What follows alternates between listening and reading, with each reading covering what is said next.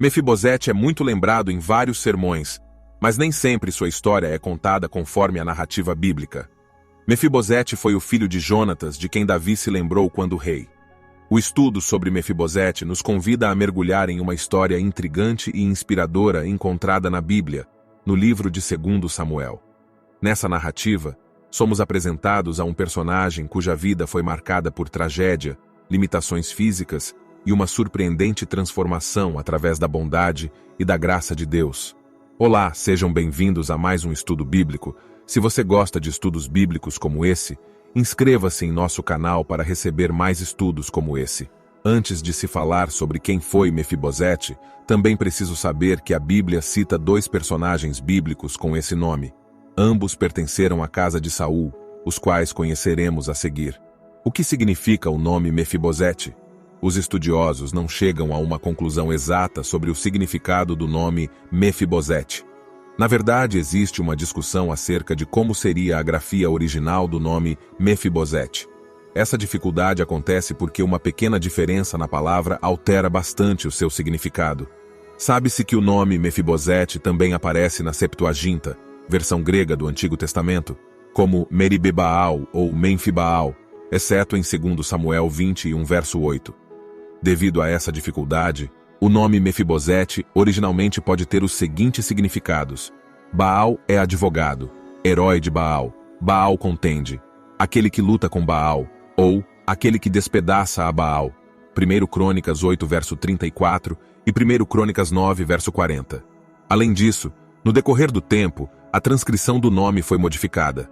Houve a substituição da terminação Baal por Bochete, que significa vergonha. Um exemplo disso pode ser notado no texto de 1 Reis 18, versos 19 ao 25, traduzido na Septuaginta. Nesse texto é dito, profetas de vergonha, ou em vez de profetas de Baal, Mefibosete, filho de Saul. Esse é o Mefibosete menos conhecido. Ele era filho de Saul com Rispa, sua concubina.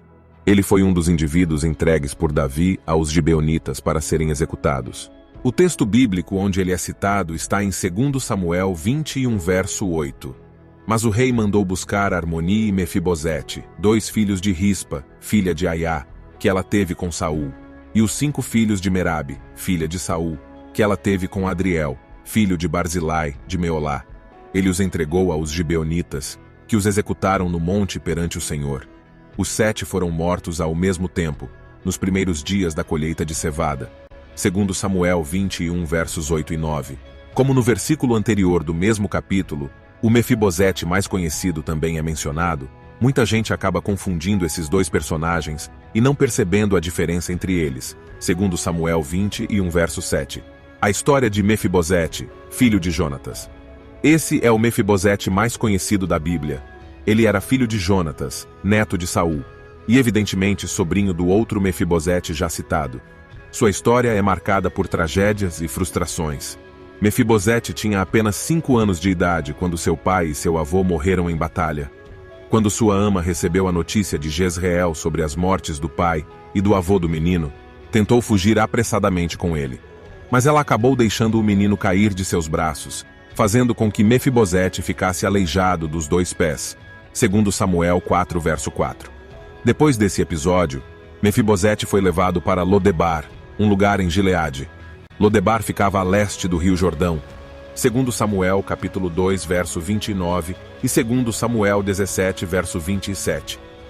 Muitos estudiosos consideram que provavelmente Lodebar é o mesmo lugar chamado de Debir. O profeta Amós, de forma sarcástica, faz um jogo de palavras ao usar a expressão "vocês que se regozijam pela conquista de Lodebar", já que esse nome significa literalmente coisa de nada, também no sentido de esquecimento. Em Lodebar, Maquir, filho de Amiel, se encarregou de cuidar de Mefibosete, 2 Samuel 9, verso 4. Mais tarde, Mefibosete também teve um filho chamado Mica, 2 Samuel 9, verso 12. Mefibosete e Davi. A história de Mefibosete realmente ganha destaque quando Davi, já estabelecido como rei de Israel, se lembrou de sua amizade com Jonatas. Então ele perguntou se ainda havia restado alguém da casa de Saul, por quem ele poderia mostrar lealdade em honra a essa amizade. Na ocasião, Ziba, servo da casa de Saul, informou o rei Davi sobre Mefibosete. Então imediatamente Davi mandou buscar Mefibosete em Lodebar. Ele entregou ao filho de Jonatas as propriedades de Saul, permitindo que ele sentasse diariamente à mesa do rei. Davi também ordenou que Ziba fosse seu servo, segundo Samuel 9. Mefibosete é traído por Ziba, ainda no livro de 2 Samuel, capítulos 16, versos 1 ao 6 e capítulo 19, versos 24 ao 30, temos o relato da traição de Ziba no tempo da revolta de Absalão. Naquela ocasião, Davi havia fugido de Absalão, e Ziba foi ao seu encontro levando provisões necessárias para aquele momento difícil. No entanto, Ziba também se aproveitou para acusar falsamente a Mefibosete. Ele disse a Davi que o neto de Saul estava cobiçando o reino.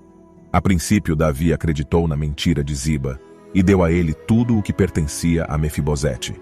Mais tarde, quando Davi retornou depois da morte de Absalão, Mefibosete tratou de ir ao encontro dele para se defender e provar sua inocência. Ao chegar à presença de Davi, Mefibosete foi questionado por ele acerca do ocorrido. Então, ele teve a oportunidade de relatar a traição de Ziba. Mefibosete contou que havia pedido que Ziba selasse um jumento para que ele pudesse viajar ao encontro de Davi, porém Ziba o deixou para trás e arquitetou um plano para acusá-lo de traição. Durante o período em que Davi precisou fugir de Absalão, Mefibosete se lamentou por ele profundamente conforme o costume da época. Isso significa que ele ficou sem lavar os pés, não lavou suas roupas e nem aparou sua barba. Essa foi uma atitude de clara fidelidade ao rei Davi, mostrando que em nenhum momento ele compactuava com o plano de Absalão. Após conhecer a versão da história dada por Mefibosete, Davi acreditou nele, porém ainda assim propôs que os bens herdados por Mefibosete fossem divididos entre ele e Ziba. Surpreendentemente, Mefibosete abriu mão de toda aquela herança. Ele deixou com que Ziba ficasse com todos os bens, e mostrou que sua preocupação estava concentrada apenas no bem-estar de Davi, segundo Samuel 19, verso 30. No diálogo com Davi, no capítulo 19 do livro de 2 Samuel, podemos perceber o tipo de caráter que Mefibosete tinha. Ele respondeu: Ó rei, meu senhor, eu, teu servo, sendo aleijado, mandei selar o meu jumento para montá-lo e acompanhar o rei. Mas o meu servo me enganou. Ele falou mal de mim ao rei, meu senhor. Tu és como um anjo de Deus. Faze o que achares melhor. Todos os descendentes do meu avô nada mereciam do meu senhor e rei, senão a morte. Entretanto, deste a teu servo um lugar entre os que comem à tua mesa. Que direito tenho eu, pois, de te pedir qualquer outro favor? Segundo Samuel 19, versos 26 ao 28. Os relatos sobre Mefibosete terminam no episódio em que membros da casa de Saul foram executados pelos gibeonitas. Naquela ocasião, Davi o poupou de ser morto juntamente com 7 outros familiares de Saul, incluindo seu tio que também se chamava Mefibosete, segundo Samuel 19, verso 24. Os sermões sobre Mefibosete. Apesar da história de Mefibosete ser muito utilizada em pregações e canções, poucas vezes essa história é contada corretamente. Normalmente, a parte da história descrita entre os capítulos 16 e 19 jamais é lembrada pelos pregadores e compositores. Infelizmente, as pessoas se lembram da história de Mefibosete apenas nas pregações sobre prosperidade. É fácil pregar sobre o homem aleijado que foi tirado de um lugar de esquecimento para receber uma herança real. É fácil falar sobre o homem que de repente recebeu uma posição privilegiada na corte de Israel e pôde se sentar à mesa do rei. Difícil parece ser pregar sobre o mesmo homem aleijado que, tendo sido traído por seu servo, mesmo sendo inocente, se viu obrigado a dividir sua herança com o servo traidor. Mais difícil ainda é pregar sobre sua atitude abnegada. Ele abriu mão de todos os seus bens materiais e não se importou que seu inimigo pessoal ficasse com tudo o que era seu.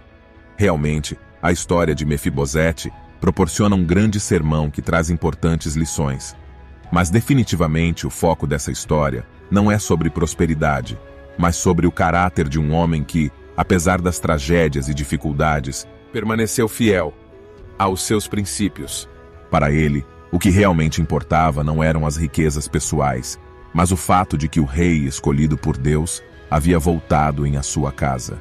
Que este estudo sobre Mefibosete nos ajude a compreender mais profundamente a natureza de Deus e a nos aproximarmos dele com fé e confiança, sabendo que, em suas mãos, nossas vidas podem ser transformadas e usadas para a glória de seu nome. Que Deus abençoe cada um dos irmãos, aonde esse estudo chegar,